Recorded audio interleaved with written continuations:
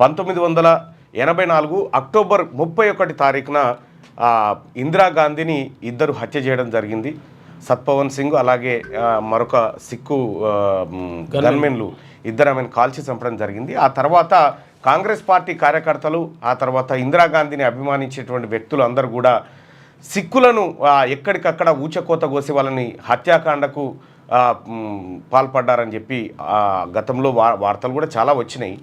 So దాదాపుగా ఒక్క ఇందిరాగాంధీని murder చేస్తే దాదాపుగా దేశంలో అంటే అధికారిక లెక్కల ప్రకారం 3350 మందిని సిక్కులను ఊచకోత కోసినట్టుగా అప్పుడు అధికారిక లెక్కలు చెప్పినాయి. అయితే స్వతంత్ర సంస్థలు మాత్రం దాదాపుగా 8000 నుంచి 10,000 మధ్యలో సిక్కులను ఊచకోత కోసిరని చెప్పారు. సో అక్కడ ఆ ఊచకోతకు సంబంధించినటువంటి సందర్భంలో కాంగ్రెస్ పార్టీ పైన అనేకమైనటువంటి ఆరోపణలు వచ్చినాయి. ప్రధానంగా ఉత్తరప్రదేశ్, ఆ తర్వాత ఈ పంజాబు, హర్యానా ఈ ప్రాంతాల్లో ఉన్నటువంటి ఢిల్లీ ఈ ప్రాంతాల్లో ఉన్నటువంటి సిక్కుల పైన విచక్షణారహితంగా విరుచుకపడి వాళ్ళని హత్య చేసిరు, వాళ్ళ ఆస్తులను ధ్వంసం చేయడం జరిగింది.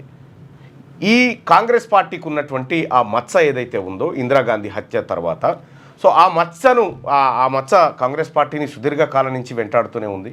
దానికి రాహుల్ గాంధీ గారు ఒక విదేశీ పర్యటనలో ఉండగా ఒక సిక్కు మతస్థుడు అడిగినటువంటి ప్రశ్న, సిక్కు విద్యార్థి అడిగినటువంటి ప్రశ్నకు ఆ రోజు సిక్కుల మీద జరిగినటువంటి దాడికి మీరు బాధ్యత వహిస్తారా అనేటువంటి మాట చెప్తే రాహుల్ గాంధీ గారు ఒక మాట చెప్పిండు, ఆ రోజు నేను కాంగ్రెస్ పార్టీలో లేను, కానీ ఈరోజు కాంగ్రెస్ పార్టీ నాయకుడిగా ఆ బాధ్యత నేను వహిస్తా ఉన్నాను, ఆ రోజు జరిగింది పొరపాటు అనేటువంటి పశ్చాత్తాపాన్ని వ్యక్తం చేసిండు.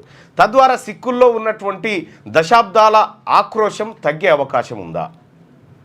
రాహుల్ గాంధీ గారి పెద్ద మనసు ఏదైతే తాను బాధ్యత వహిస్తాను దానికి అనేటువంటి మాట ఏదైతే ఉందో అది మరి రాహుల్ గాంధీ గారిని గొప్పగా చూపిస్తుందా, లేకపోతే నాకు సంబంధం లేదని దులుపుకోకుండా తానే బాధ్యత వహిస్తారనేటువంటి మాట చెప్పడం అనేది అక్కడ ఇందిరాగాంధీ గారి తర్వాత అనేక మంది ముఖ్యమంత్రులు ప్రధానమంత్రులు మారినప్పటికీ కూడా ఎవరు కూడా ఈ ఘటనకు బాధ్యత వహించలేదు. కేవలం రాహుల్ గాంధీ గారు మాత్రమే ఈ ఘటన పైన నేను బాధ్యత వహిస్తున్నానని చెప్పడం అనేది అది నిత్యంగా గొప్ప విషయం. మరి సిక్కులకు ఈరోజు వరకు న్యాయం జరిగిందంటే కొద్దిమంది మాత్రమే అరెస్ట్ అయ్యారు. అత్యంత కీలకమైనటువంటి నేతలు ఎవరు కూడా ఆ అల్లర్లో అరెస్ట్ కాలేదు. సో అప్పుడున్నటువంటి కాంగ్రెస్ పార్టీ ప్రభుత్వమే అధికారంలో ఉంది కాబట్టి పోలీసులు కూడా చూసి చూడనట్టు వదిలేయడంతో ఆ ఘటన మరింత తీవ్రమైంది. సో అది ఇప్పటికీ వెంటాడుతూనే ఉంది, అనేక రూపాలు మార్చుకుంది, అనేక దశల్లో వాళ్ళ నిరసనను తెలియజేసే ప్రయత్నం చేశారు సిక్కులు. సో మరి అటువంటి సిక్కులు ప్రధానంగా ఉన్నటువంటి పంజాబ్, హర్యానా, ఢిల్లీ ప్రాంతాల్లో సో మీరు ఒకసారి చూస్తే ఢిల్లీలో దాదాపు ఒక నాలుగు దఫాలుగా అక్కడ కాంగ్రెస్ పార్టీ ఇబ్బంది పడుతూనే ఉంది. పంజాబ్లో కూడా కొంత ఇబ్బంది పడుతూనే ఉంది. ఈ ఘటన తర్వాత అకాలీదళ్ పంజాబ్లో అత్యధికంగా సీట్లు సాధించి అధికారంలోకి వచ్చింది. ఆ తర్వాత కాంగ్రెస్ పార్టీ కొద్ది రోజులు అధికారంలో ఉన్నప్పటికీ ఆ తర్వాత అంతర్కలహాలతోటి అది పోయిన తర్వాత అక్కడ ఆమ్ ఆద్మీ పార్టీ అధికారంలోకి వచ్చింది. ఉత్తరప్రదేశ్లో కూడా సేమ్ అదే పరిస్థితి. ఉత్తరప్రదేశ్లో కాంగ్రెస్ పార్టీ అధికారం కోల్పోయి చాలా రోజులు అయిపోయింది.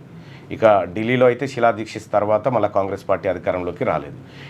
ఈ ఘటన తర్వాత దాని ఎఫెక్ట్ అంతా దేశవ్యాప్తంగా పడింది.